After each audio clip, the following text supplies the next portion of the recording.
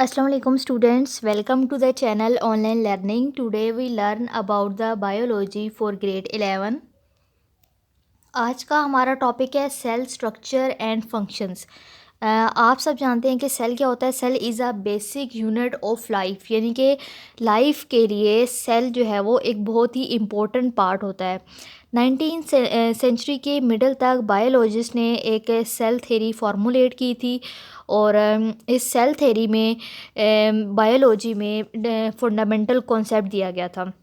Cell theory के according cell theory में 3 तरह के पॉइंट्स को डिस्कस किया गया था। Number 1 point is all organisms are composed of one और मोर सेल्स। सेल थ्योरी में कहा गया कि जितने भी ऑर्गेनिजम्स होते हैं वो एक या एक से ज़्यादा सेल से मिलकर बने होते हैं, यानी कि उनकी बॉडी के अंदर या तो एक सेल होता है या फिर एक से ज़्यादा सेल्स होते हैं। Number 2 point of a cell theory is new cells arise by the division of pre-existing cells.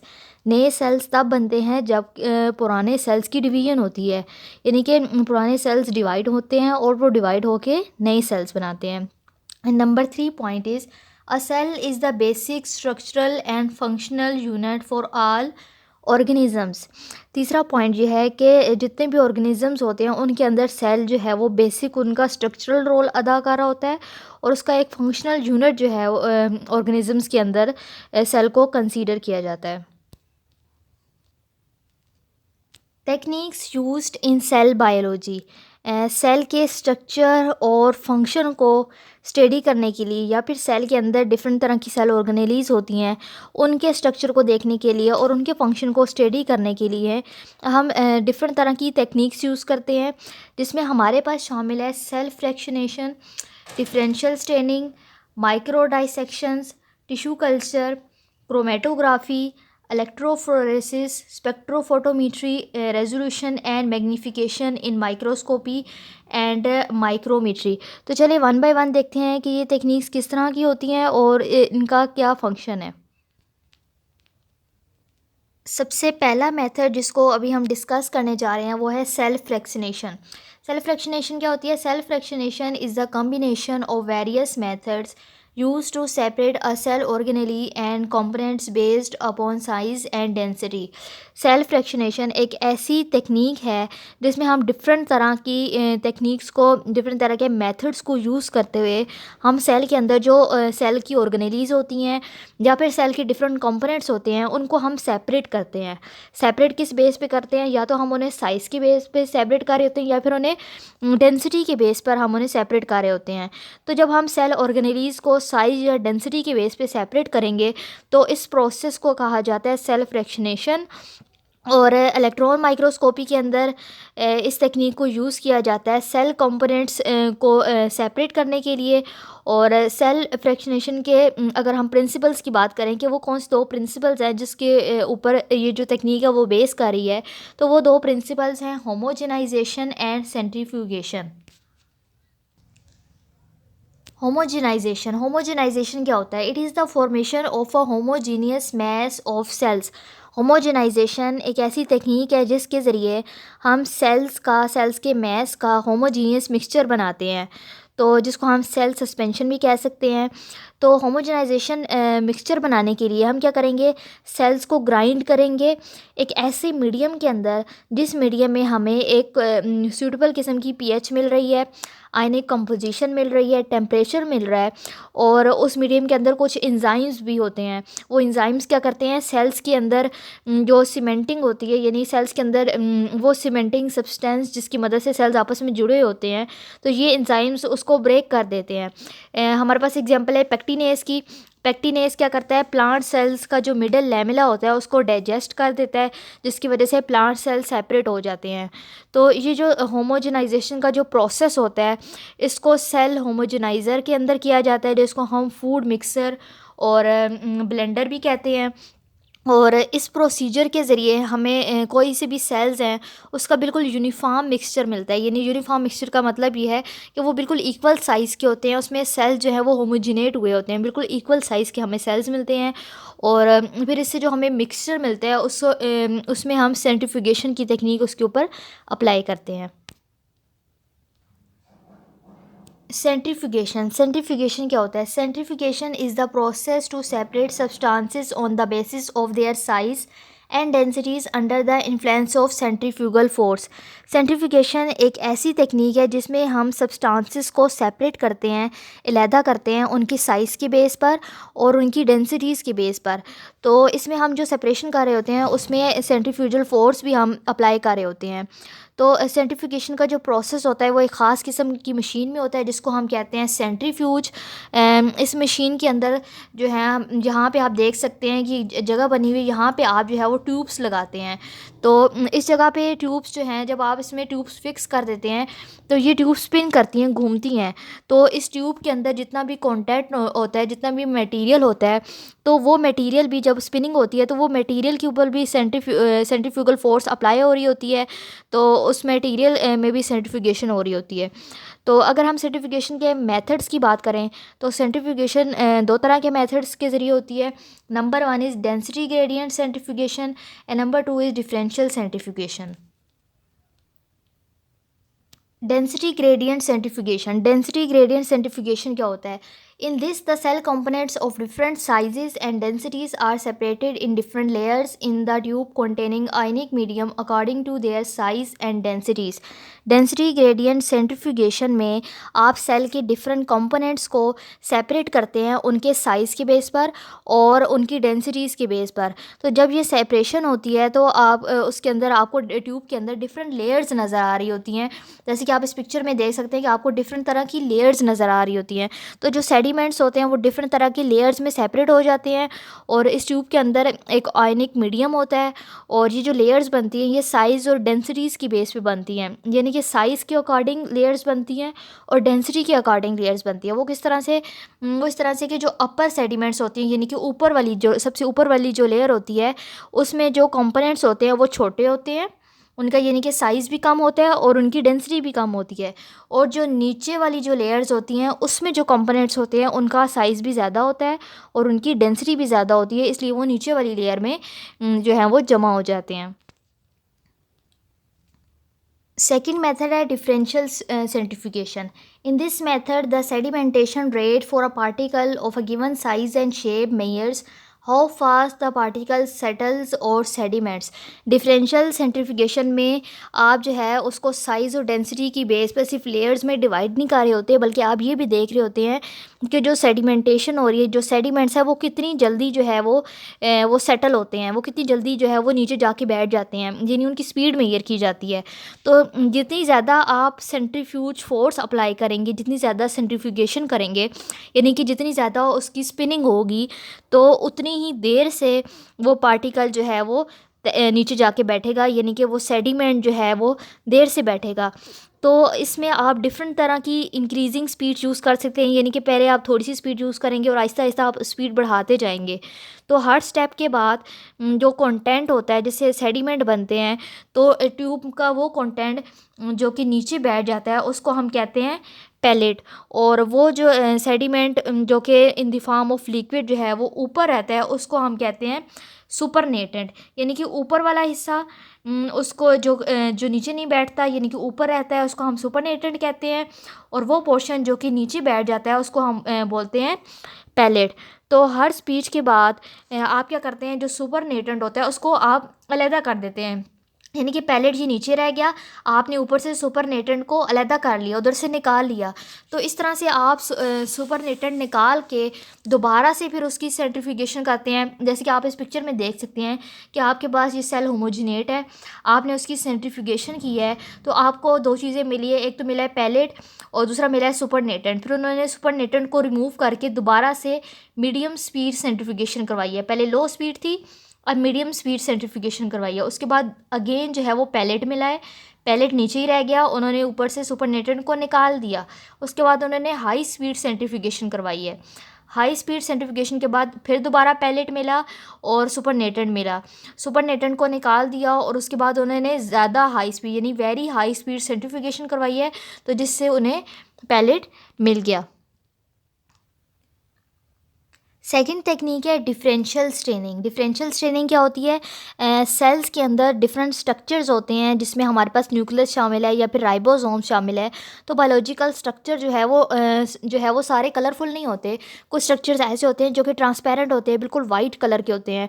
तो जब सारे स्ट्रक्चर्स अगर वाइट कलर के होंगे, ट्रांसपेरेंट होंगे, तो हम उन्हें किस तरह से देख सकते हैं कि ये वाला स्ट्रक्चर कौन सा है या दूसरा स्ट्रक्चर कौन सा है? हम स्ट्रक्चर्स के दरमियान डिफ्रेंशिएट नहीं कर सकते, फ़र्क नहीं कर सकते।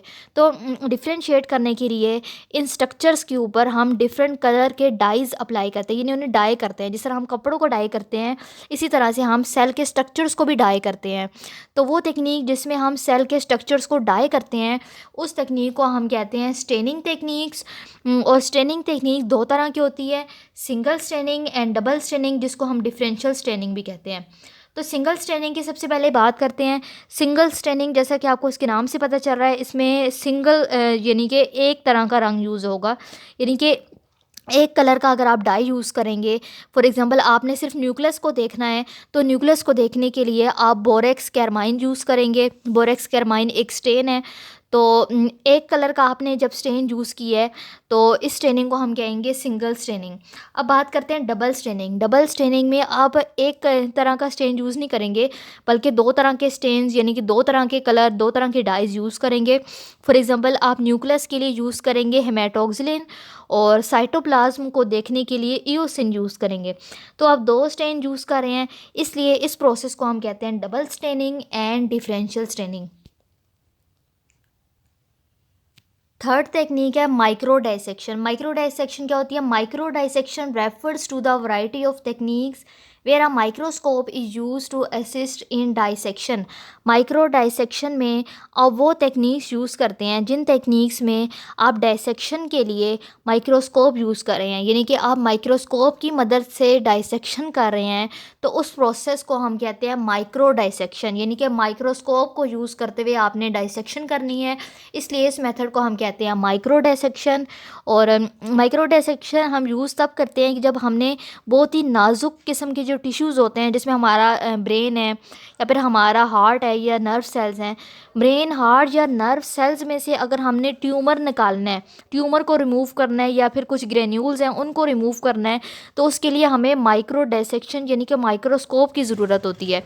माइक्रो डाइसेक्शन में क्या होता है कि जब आप डाइसेक्शन कर रहे होते हैं, तो जो इमेज होता है, जो आप जिस चीज़ की डाइसेक्शन कर रहे होते हैं, वो इमेज आपको टीवी की स्क्रीन के ऊपर या फिर मॉनिटर के ऊपर नज़र आ रहा होता है। जैसे जैसे आप डाइसेक्टिंग कर रहे होते हैं, आप उस टीवी के ऊपर साथ साथ देख रहे होते हैं कि मैं कौन सा पार्ट निकाल रहा हूँ, मैं कैसे उसकी डाइसेक्शन कर रहा हूँ। तो आप टीवी स्क्रीन को देखते हुए आप माइक्रो डाइसेक्शन करते हैं। और माइक्रो डाइसेक्शन में दो तरह की टेक्निक्स को अप्लाई किया जाता है। Number one is chromosomal micro dissection and number two is laser micro dissection. सबसे पहले बात करते हैं क्रोमोसोमल माइक्रो डाइसेक्शन की। क्रोमोसोमल माइक्रो डाइसेक्शन में आप माइक्रोस्कोप के नीचे एक फ़ाइन ग्लास की नीडल यूज़ करते हैं, यानी कि ग्लास से बनी हुई सुई जो है वो यूज़ करते हैं। और उस सुई के ज़रिए आप क्रोमोसोम का एक छोटा सा पार्ट रिमूव करते हैं। तो क्रोमोसोम में से एक छोटा सा पार्ट रिमूव करने के लिए जो टेक्निक यूज़ की जाती है, उसको हम क्रोमोसोमल माइक्रो डाइसेक्शन कहते हैं। Next is laser micro dissection. Laser, जैसा कि आपको इसके नाम से पता चल रहा है, इसमें आप जो डाइसेक्शन करते हैं माइक्रोस्कोप के ज़रिए, इसमें आप लेज़र यूज़ करते हैं। और लेज़र के को यूज़ करते हुए सिलेक्टेड सेल्स जिसमें से आपने कोई भी पार्ट रिमूव करना है, उनकी आप डाइसेक्शन कर सकते हैं। फोर्थ टेक्निक है tissue culture. Tissue culture is a growth of a cell or a tissue on chemically defined nutrient medium under sterile conditions is called tissue culture. Tissue culture एक ऐसी टेक्निक है जिसमें आप कोई भी सेल ले लेते हैं या फिर टिश्यू ले लेते हैं, उस सेल और टिश्यू को न्यूट्रिएंट मीडियम के ऊपर ग्रो करवाते हैं। जैसे कि आप इस पिक्चर में देख सकते हैं कि ये ग्रीन कलर का न्यूट्रिएंट मीडियम है, उसके ऊपर आपने ये सेल जो है उसको ग्रो करवा रहे हैं। तो जब आप किसी भी सेल या टिश्यू को किसी न्यूट्रिएंट मीडियम के ऊपर ग्रो करवाते हैं और उसमें आप ख़ास किस्म की कंडीशंस देते हैं, ख़ास किस्म का टेम्परेचर दे रहे होते हैं, ख़ास किस्म के न्यूट्रिएंट्स दे रहे होते हैं, तो इस टेक्निक को हम कहते हैं टिश्यू कल्चर। और टिश्यू कल्चर जो है वो दो तरह का होता है, प्लांट टिश्यू कल्चर और एनिमल टिश्यू कल्चर। तो सबसे पहले हम बात करते हैं प्लांट टिश्यू कल्चर की। प्लांट टिश्यू कल्चर की टेक्निक यूज़ की जाती है प्लांट्स की क्लोनिंग के लिए। क्लोनिंग का मतलब ये है कि एक प्लांट है, उसी तरह का आपने एक और प्लांट बनाना है, तो बिल्कुल उसका आइडेंटिकल प्लांट बनाने के लिए आप प्लांट टिश्यू कल्चर की टेक्निक को यूज़ करेंगे। Next is animal tissue culture.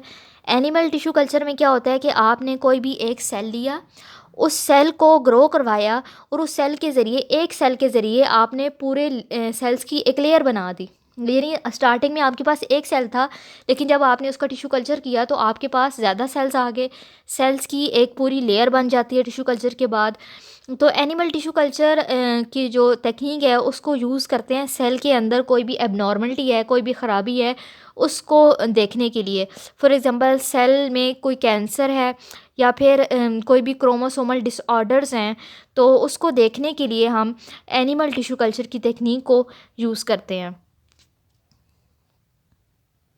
पांचवी टेक्निक है क्रोमेटोग्राफी। क्रोमेटोग्राफी क्या होता है? It is a technique which is use to separate different chemical compounds from a mixture. Chromatography एक ऐसी टेक्निक है जिसमें आपके पास एक मिक्सचर है और उस मिक्सचर के अंदर डिफरेंट तरह के केमिकल कंपाउंड्स हैं। आपने अब उन केमिकल कंपाउंड्स को सेपरेट करना है, अलहदा करना है। तो उनको केमिकल कंपाउंड्स को सेपरेट करने के लिए आप जो टेक्निक यूज़ करेंगे उस टेक्निक को कहते हैं क्रोमेटोग्राफी। और क्रोमेटोग्राफी के ज़रिए बेसिकली आप में ऐसे मिक्सचर्स को सेपरेट करते हैं जिन मिक्सचर्स के अंदर प्रोटीन्स होती हैं, अमाइनो एसिड्स होते हैं या फिर फोटोसिंथेटिक पिगमेंट्स होते हैं।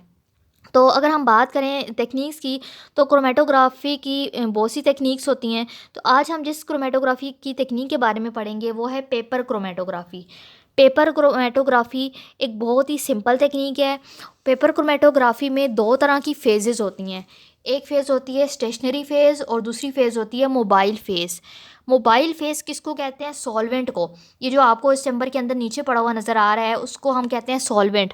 जो सॉल्वेंट होता है वो हमारे पास मोबाइल फ़ेज़ होता है। और सॉल्वेंट के अंदर सॉल्वेंट एक मिक्सचर होता है और इसमें डिफरेंट तरह का सैंपल जो है उस सॉल्वेंट के अंदर डिज़ोल्व हुआ होता है। तो इसको हम कहते हैं मोबाइल फ़ेज़। स्टेशनरी फ़ेज़ क्या होता है? Filter paper. ये जो आपको यहाँ पे फ़िल्टर पेपर यहाँ पे लटका हुआ नज़र आ रहा है, तो ये जो फ़िल्टर पेपर है ये स्टेशनरी है। स्टेशनरी का मतलब ये हिल नहीं रहा अपनी जगह से। तो फ़िल्टर पेपर तो अपनी जगह से नहीं हिल रहा, इसलिए हम फ़िल्टर पेपर को स्टेशनरी फ़ेज़ कंसीडर करते हैं। तो मोबाइल फ़ेज़ क्या करती है? मोबाइल फ़ेज़ स्टेशनरी फ़ेज़ के ऊपर से उसके अंदर से पास होती है। यानी कि ये जो सॉल्वेंट है ये आहिस्ता आहिस्ता पेपर में ऊपर की तरफ को जाता है। यानी कि फ़िल्टर पेपर के अंदर डिज़ोल्व हो जाता है और डिज़ोल्व होकर ये आहिस्ता आहिस्ता ऊपर की तरफ मूवमेंट कर रहा होता है। तो ये स्टेशनरी फ़ेज़ मूवमेंट करती है, मोबाइल फ़ेज़ मूवमेंट कर रही होती है स्टेशनरी फ़ेज़ के अंदर से।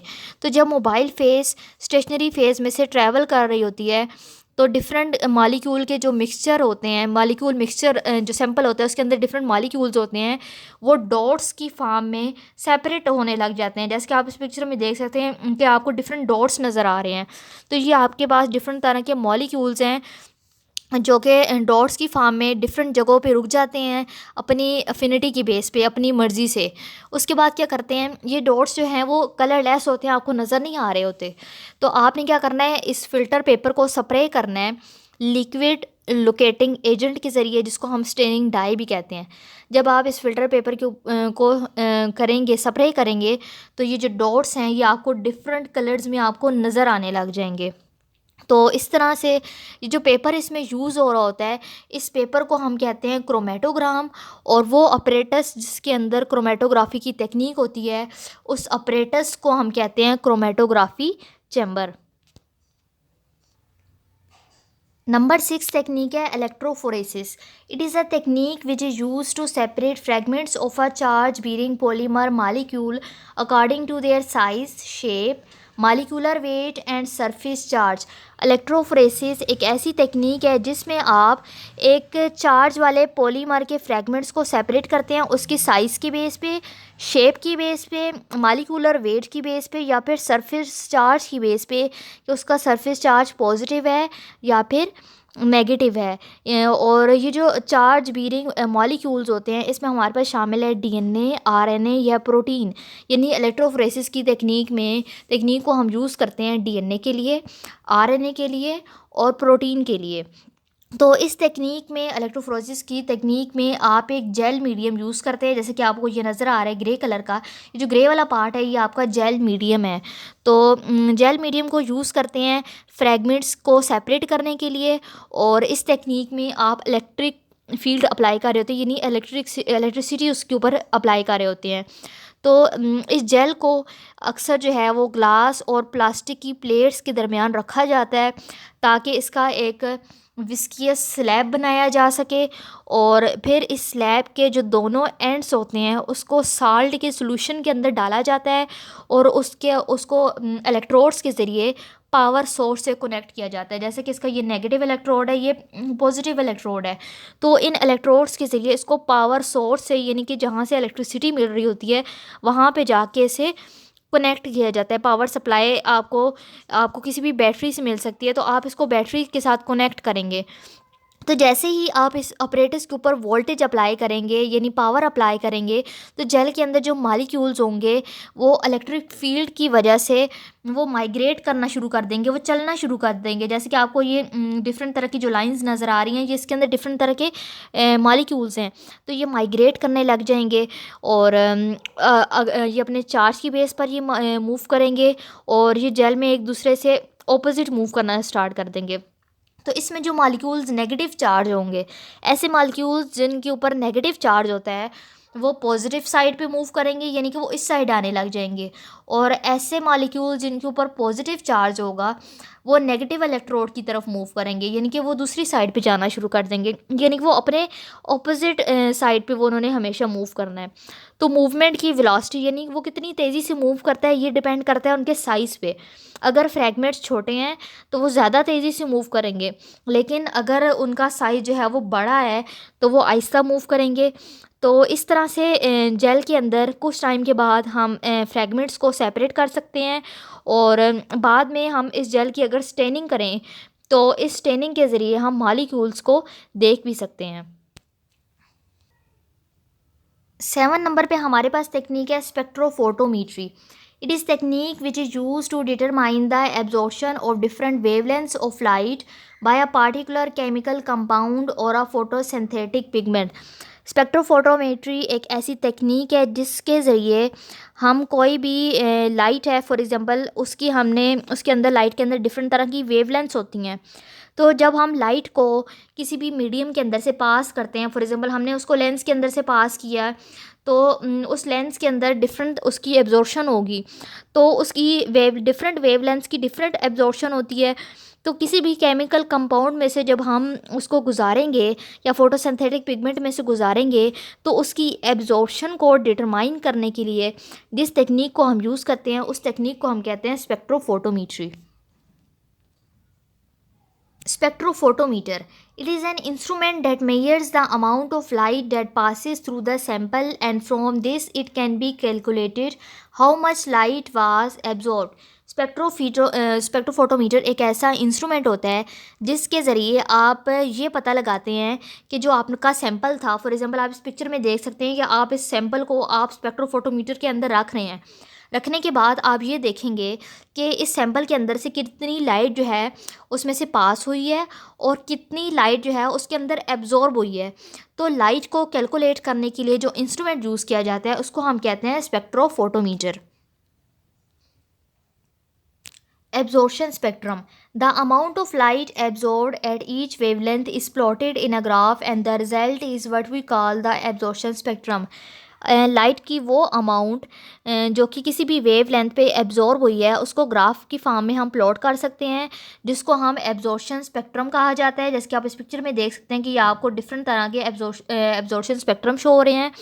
तो इसकी एब्जॉर्प्शन स्पेक्ट्रम का मतलब ये है कि आप ग्राफ के ज़रिए ये शो करेंगे कि डिफरेंट वेवलेंथ के ऊपर लाइट जो है वो कितनी एब्जॉर्ब हुई है, कोई भी पिगमेंट है उसने लाइट को कितना एब्जॉर्ब किया है।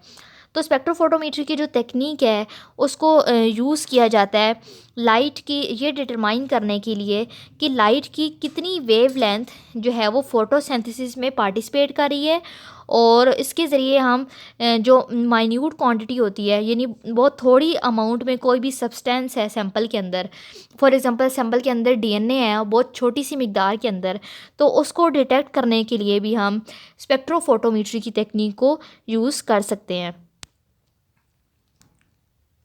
Next technique is resolution and magnification in microscopy.